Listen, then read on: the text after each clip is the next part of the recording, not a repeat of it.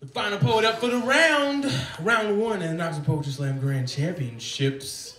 Give it up for Lane, last year's champion, Shuler.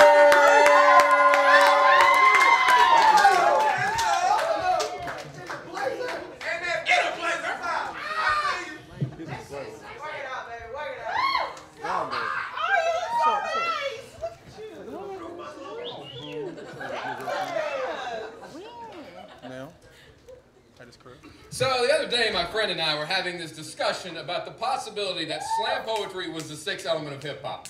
But then my friend says, of course not. I mean, think about it. Could Shakespeare ever be hip-hop? And at the time I said, no, there is no way that Shakespeare, with knee-length pants, knee-high socks, didn't know a thing about trying to pop and lock a biggie and pocket slinging crack rock, could ever be hip-hop. But see, that's when it hit me. You see, Shakespeare is the undisputed king of modern English. He taught us all how to put the swagger back in our language, back when it was Kool Herc and Homer. You see, Kool Herc, it's kind of like Homer, because he was the one that started. He spun vinyl on a table, spun it to make magic the way Homer stretched out papyrus to write wonderful and tragic. And the truth is that the Iliad and the Odyssey were kind of like Rapper's Delight, because they were long and drawn out, and some of the verses didn't really quite fit right, but they were the building blocks for what came next before the burned CDs, MP3s, and the printing press.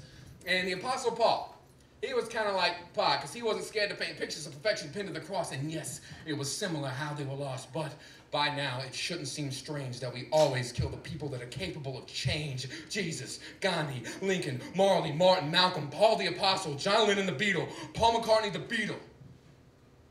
He's still alive, isn't he?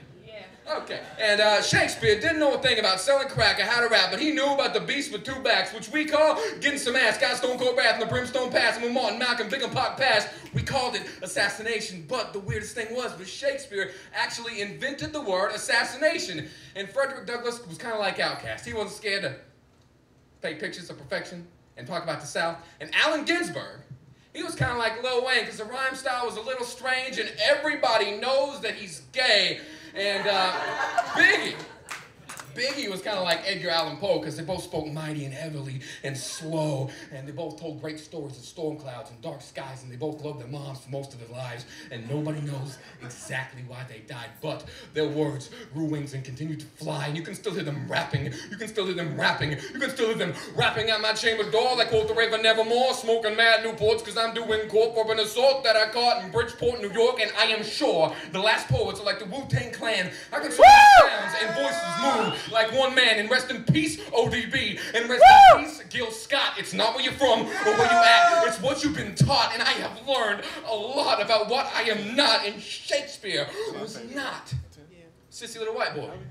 His nose pressed in the book. No, he spun stories and flung fiction about not judging somebody by how it looks. He knew how to drop tragedy and knowledge.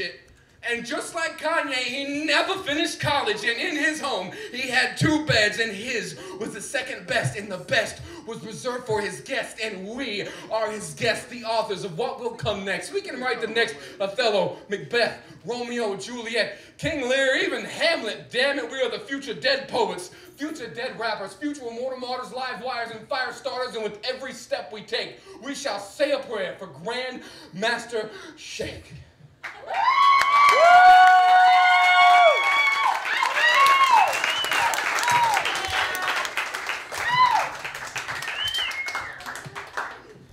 Yeah, give it up for Lane Shuler.